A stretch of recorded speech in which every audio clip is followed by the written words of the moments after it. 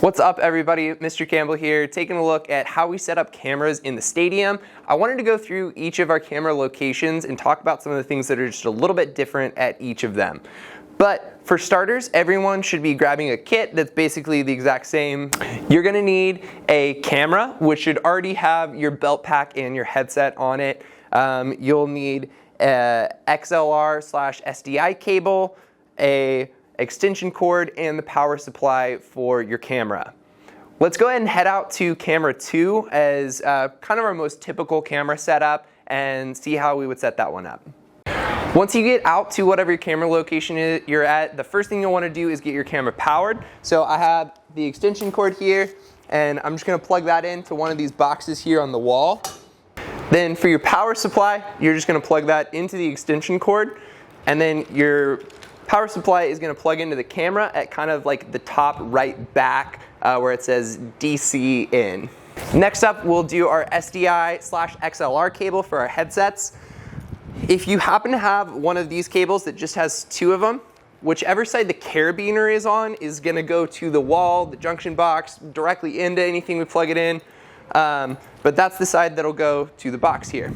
So out at the stadium, we have these boxes that you can plug in a bunch of different camera locations. But for this, we're going to use audio tie line 1 for your XLR, and we're going to use video tie line 1 for your SDI.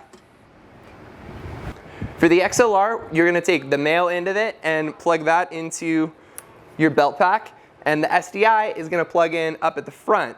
And again, those are going to have a little post on them for this B and C connector where you line the slots up with the post, plug that in, and then give it a quarter turn clockwise. Camera 1 is going to be up on the 4th floor on this little balcony, and this is going to always be our widest shot. So this one's going to hook up again in video tie line 1 and audio tie line 1, same way as camera 2, but just wanted you to have a quick look at the 4th floor and what this balcony setup is like. So camera 3 is a little bit different for us. This is the one that we keep down on the track, and we have actually on some scaffolding so that we can shoot up above the football players or just get a unique perspective from any events that we're down here for. We also plug this in under the stadium. There's a little door that opens up, and it hooks up slightly different than the rest of the locations. So the difference with how we hook this up is that we have to plug into a fiber box. So audio tie line 1 is still used for your headset. Sometimes we use audio tie line 2 to plug a microphone in, but then our SDI cable is going to go into this fiber box. And on the right side, it has 2 inputs. One is a loop and one is actually the input.